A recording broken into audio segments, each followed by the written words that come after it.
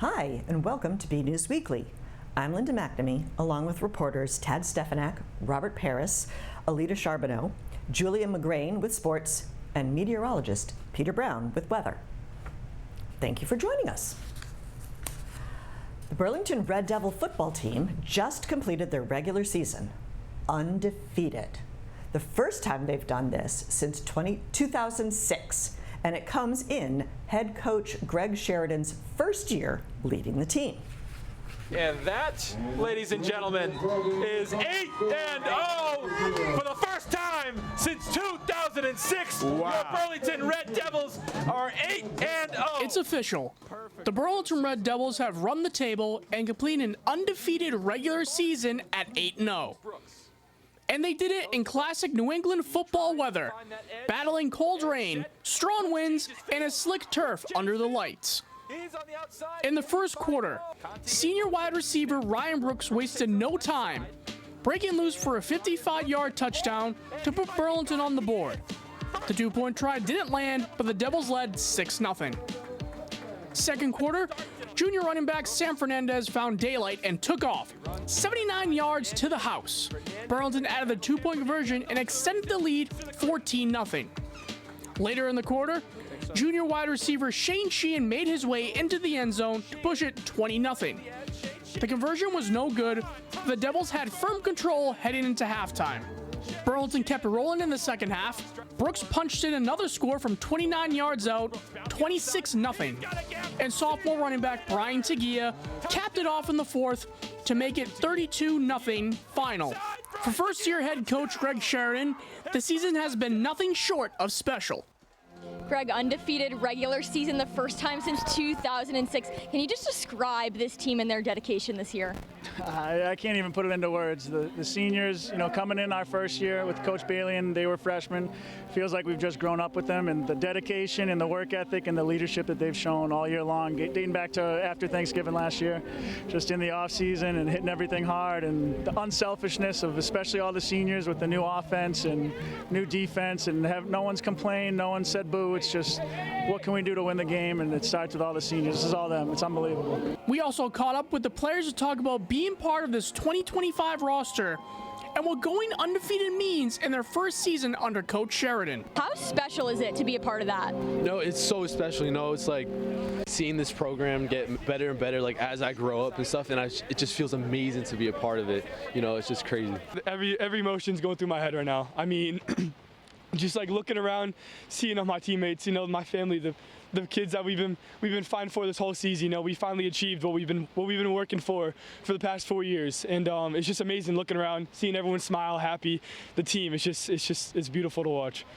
Next stop, the playoffs.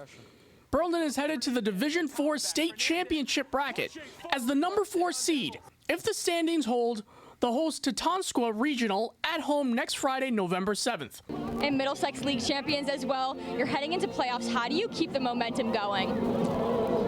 The kids are just hungry. They're hungry. It's just another game, another opportunity for us to get better and work on ourselves, and the kids are hungry for more. So I don't really have to say much. These seniors, they do everything leadership-wise too. They get everyone ready to play, so it's just a treat being around them. And heading into the playoffs next week, you get that home game. What are you most looking forward to? Just the energy, getting the student section packed, having all the family here, friends, everyone. It's just our environment we've created for the past 4 years of my senior year. It's just been incredible watching everyone come out, supporting Burlington. Now we put Burlington on the back of the map. Just having that home game, it's going to be crazy. The stands, I know the stands are going to be crazy. It's going to be a lot of, I don't even know. It's just the buzz in the school is going to be crazy and stuff.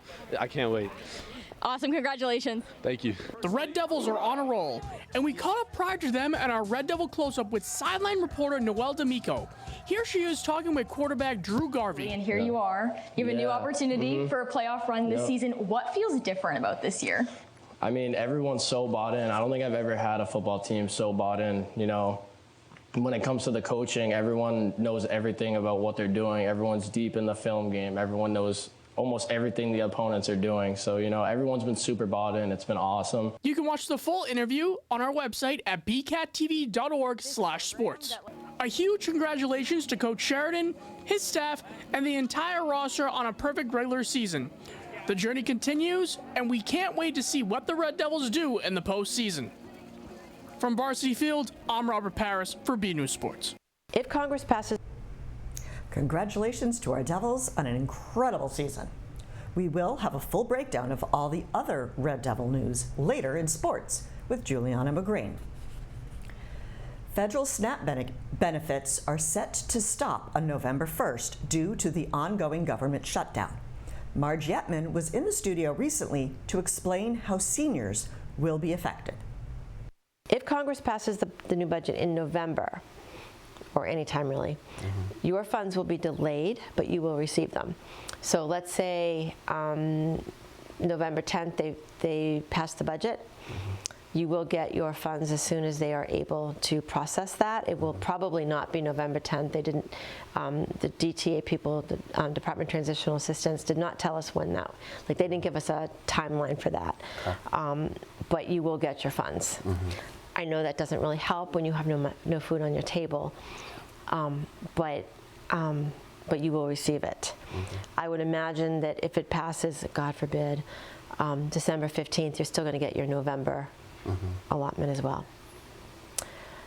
If there are funds available right now on your in your account, don't feel that you need to spend them down immediately. Your funds will remain available to you until they have been used up. People Helping People, the local nonprofit organization that oversees Burlington's community food pantry, announced in a recent Instagram post that that the changes to SNAP, they want to make sure no one goes without support. They said, if you receive SNAP benefits and are not currently enrolled as a pantry client, you are welcome to visit us at 21 Murray Avenue to sign up. One of People Helping People's annual fundraisers is the Pumpkin Patch at St. Mark's Church. Varys Connolly has more. The St. Mark's Episcopal Church hosted a pumpkin patch where you could purchase a pumpkin or general fall decor in order to raise funds for the Burlington Food Pantry, People Helping People. It basically started as a partnership with People Helping People and continues to be that today. So all of the profits from the patch go to People Helping People. I think we are estimating that currently the profits are at about $15,000. However, the decorations don't have to go away when the spooky season ends. Usually we have the volunteers that work continuously during the month, like help us move pumpkins, expand the whole lot, but then as we cut back and sell more pumpkins, we remove the pallets. If you're doing any crafting, a lot of people do it, a lot of nice tablescapes, and like you said, like the outdoor on the stoop displays. But the pumpkin patch marked a success this year.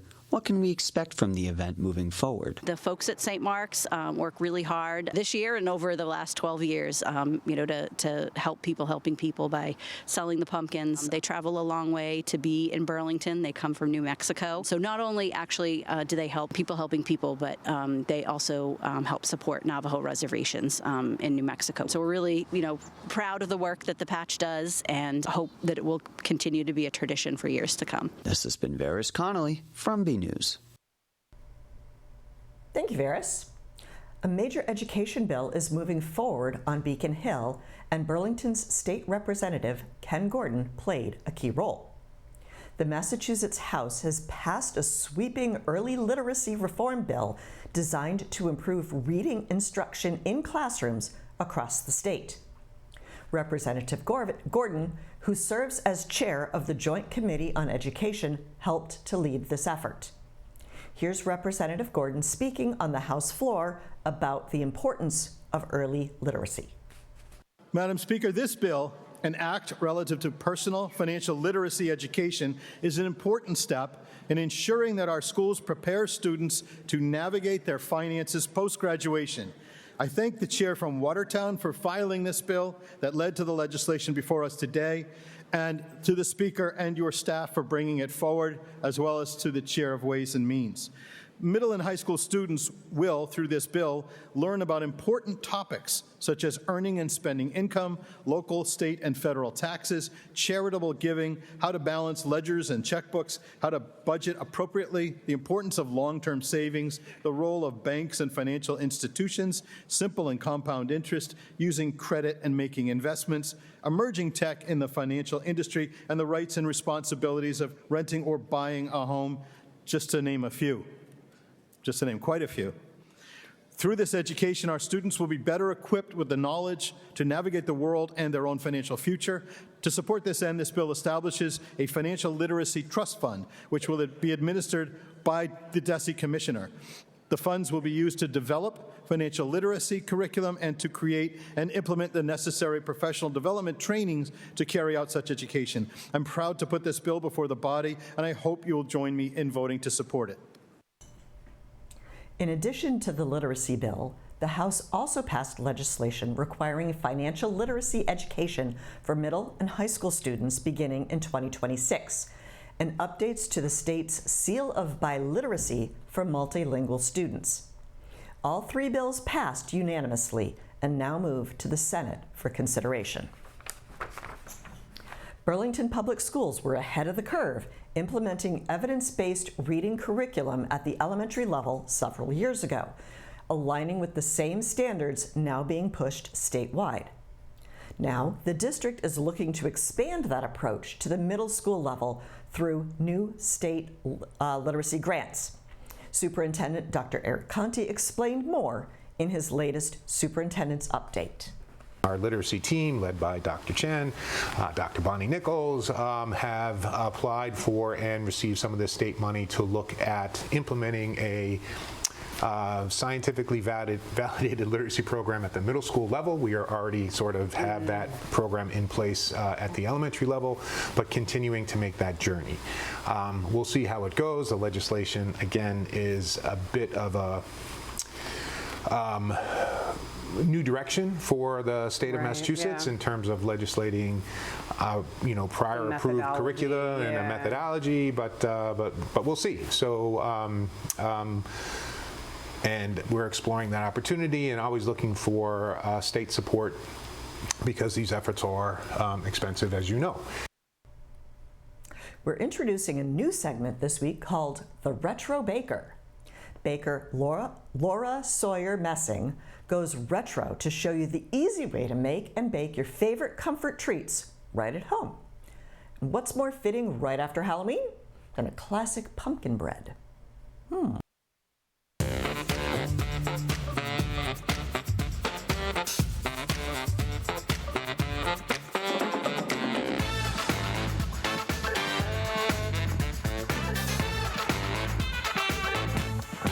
Hello and welcome to the inaugural episode of The Retro Baker.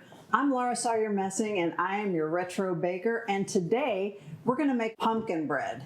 Pumpkin bread is one of the easiest things on the planet to make, and it's such a nice thing to give your friends and coworkers or to take to someone's home. The first thing we're going to do is we are going to mix our dry ingredients. So you're going to need 3.5 cups of all-purpose flour. To this, we're going to add 2 teaspoons of salt. We also want to add to that 2 teaspoons of baking soda and 1 teaspoon of baking powder. So we're just going to add that. We're going to mix those together a little bit, and then I've got 4 eggs that are cracked into a bowl, and I'm just going to give them a little bit of a beat. I'm going to add the eggs to a bowl where I have 3 cups of sugar, just regular old sugar. And then to that, 1 cup of vegetable oil. To this, we're going to add 1 can of pumpkin. We're just going to whisk that in here. All right. We want to add 1 teaspoon of ground allspice, 1 teaspoon of ground cinnamon, and 1/2 teaspoon of ground cloves. Grab a fork and mix that in. We're going to add our dry ingredients to our wet mixture, and we're going to alternate it. I like to bake these in foil baking pans. These will bake for 1 hour, and then we're going to preheat our oven to 350 degrees.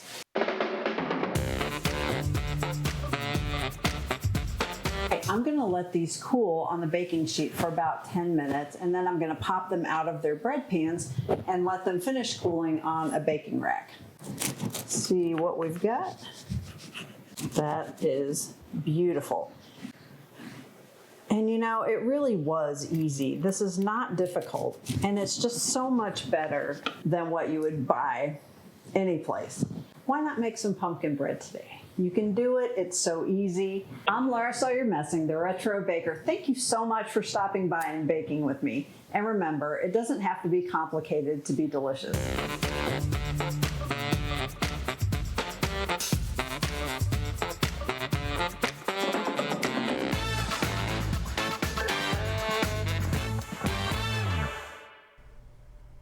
Thank you, Laura. That looked delicious and definitely perfect for this time of year.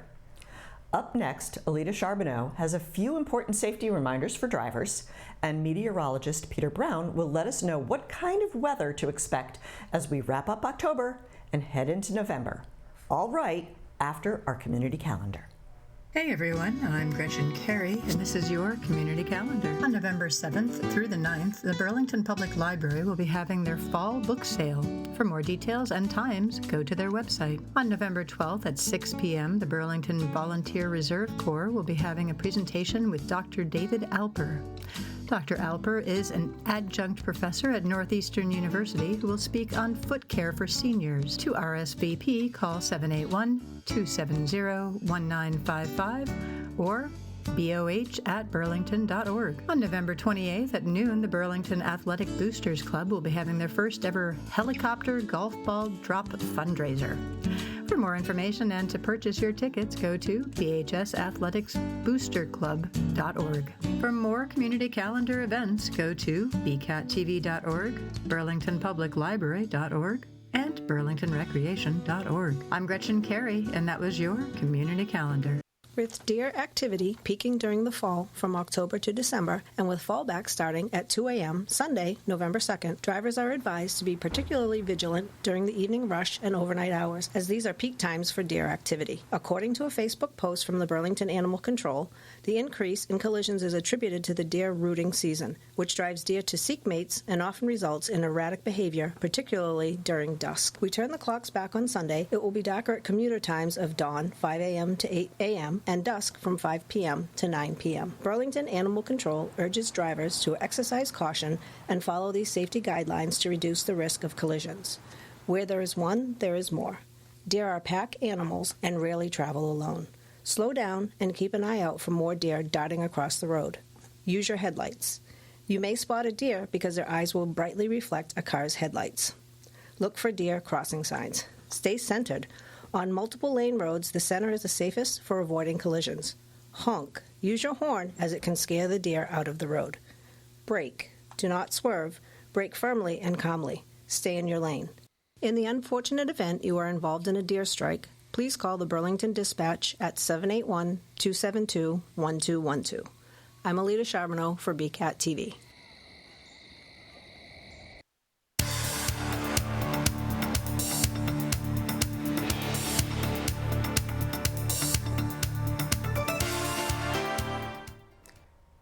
Well, hello everyone, this is Peter Brown with Look at Your Weather for the next 7 days. I know it's hard to believe we are at the end of October already. If you can believe it, we are 2/3 of the way through meteorological fall. So you know, of course, in 4 weeks what that means, but we're not even going to get into talking about winter yet. We are going to start out with our talk about Halloween. And if you are going to be out trick-or-treating around in the Burlington area this Friday, it's actually going to be a pretty nice evening. That's going to be after we have some windswept rain on Friday morning, but our temperatures are going to be pretty good, up around 60, which is a little bit warmer than average for this time of the year. And you can notice as we get in towards the end of next week, I know, hard to believe, November 6th already. Our average highs are really starting to cool down now as we head in towards the second half of fall. Average highs should only be in the mid-50s, and we're probably going to be about there or actually a little bit cooler than that We have a cool period coming in for the next couple of weeks. I know it's been a lot different than what we've been seeing for much of this autumn, so we're going to have a real shock to the system with how chilly and raw it is out there. Now, interestingly enough, our sunsets are now happening at 5:39 p.m. Just want to let you all know that starting on Sunday morning, we are going to be turning the clocks back. So our sunsets, yes, unfortunately, are going to be happening again around 4:30 in the afternoon. So a sure sign that we are heading on towards winter. Now, as we go, let's take a look at what the Climate Prediction Center is calling for us in terms of some temperatures and precipitation. And looking at our precipitation map, again, they are calling for us here in the Burlington area and actually most of the northern tier of the U.S. to have a chance of above average precipitation. Again, that is something we still need here in the Burlington area. We're still working on that drought that we've been going on since the summertime, but we are gradually chipping away at that. So that is some great news. As we go ahead, let's take a look at that temperature map coming up from the Climate Prediction Center.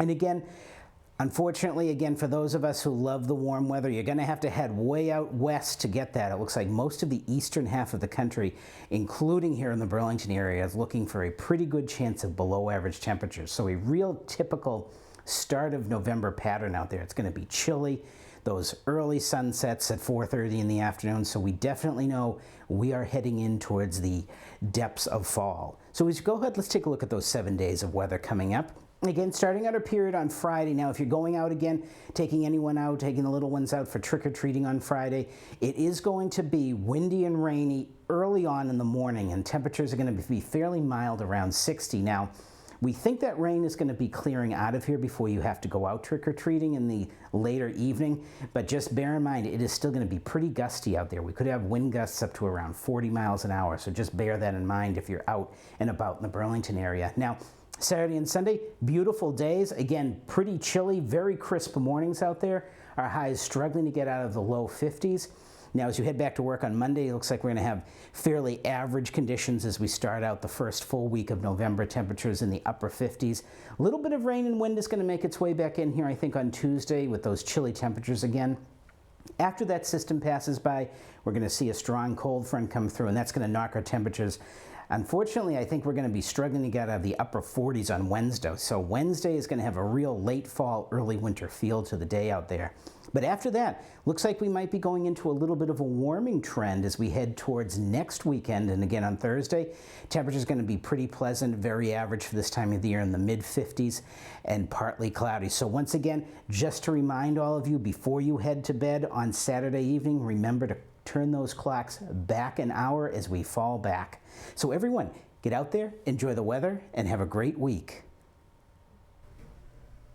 Great, thanks. It's been a big week for Burlington Athletics.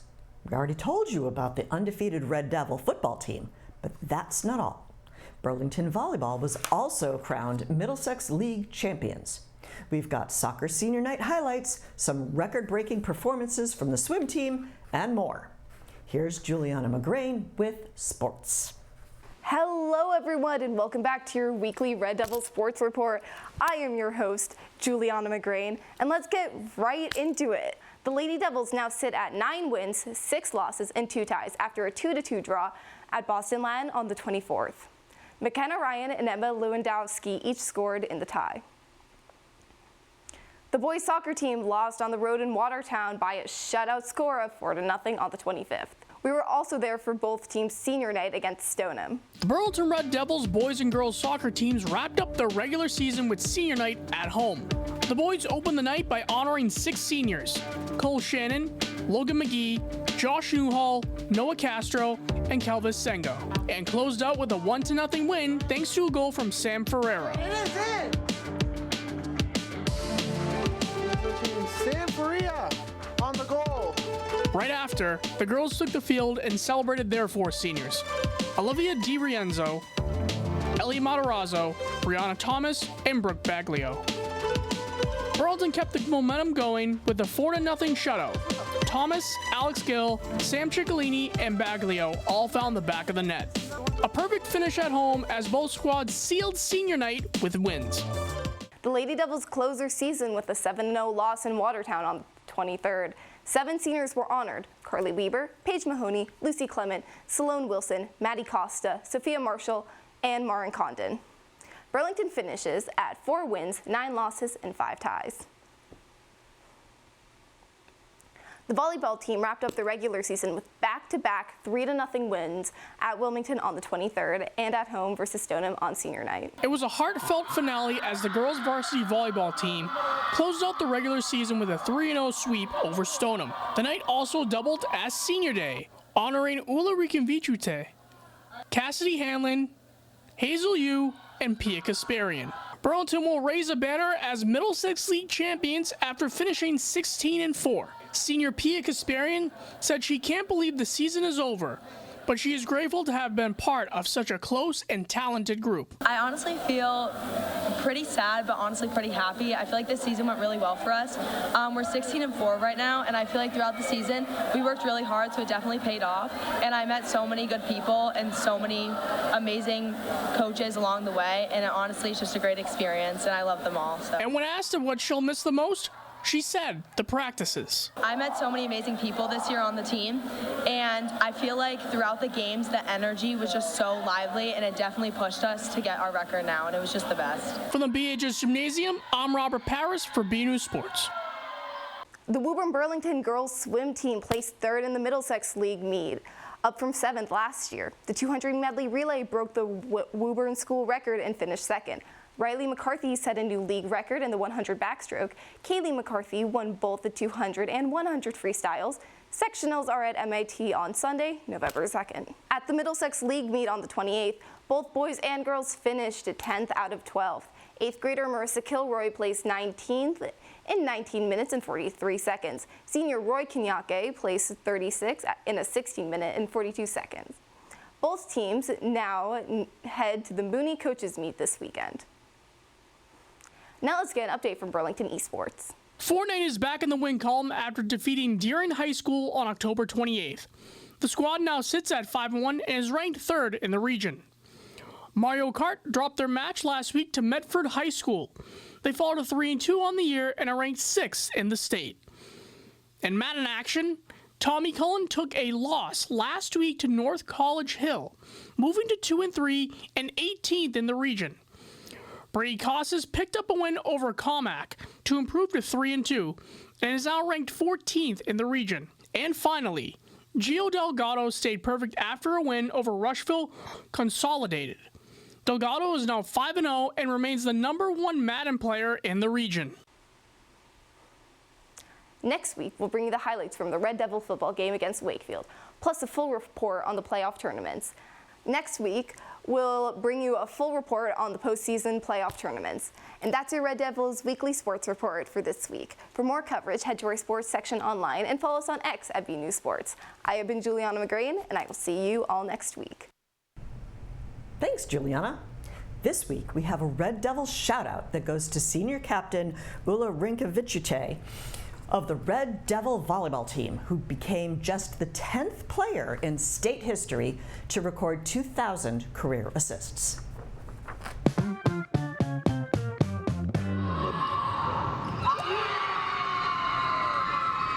History was made again in Burlington High School athletics. Senior Rinkeviciute became just the 10th girls volleyball player in Massachusetts state history to reach 2,000 career assists, hitting the milestone in the road win over Wilmington on October 23rd. The whole team literally just was ecstatic and cheering for her. And I mean, if you saw any of the video clips, they just were so excited for her. I don't know, it was just a lot of emotions again. I'm really happy. I really worked hard, and I really couldn't have done it without the support of my team and all my coaches. Head coach Winsy Seaman has watched Ula grow from her first day as a freshman and says to see her become one of only 10 in state history makes it even more special. She's definitely come in and become a more confident player, leader, and member of the team, and you can tell from all their reactions they all love her, and she's a good friend and a good teammate to all of them. Teammates say they look up to Ula, not just as a captain, but as a friend and leader on and off the court. I learned just never give up and just trust yourself. She just always trusts me, and I just found that trust in myself, and I think it really helped. Congratulations to Ula on this incredible achievement. This is the Red Devil Shoutout. Excellent job, Ula. Congratulations. Our photo of the week was sent in by Joyce Carey. She captured this picturesque shot of a rainbow coursing over the colorful foliage above Hilltop Drive. Thanks for sharing this, Joyce. Don't forget to send us your photos. The photos could be of something you see around town, on vacation, or even photo of your family and pets, whatever you think is interesting and would like to share. Send them to bcat@bcattv.org with the subject line, Photo of the Week. Some of the things we're working on for next week: a look at the Burlington Halloween tradition, the West School, a look at the BHS walkthroughs hosted by the BHS Building Committee, a sneak peek at the Burlington Players Fall Play, and more. Well, that's it for this week of BNews Weekly. Thank you for joining. I'll see you around town. Good night.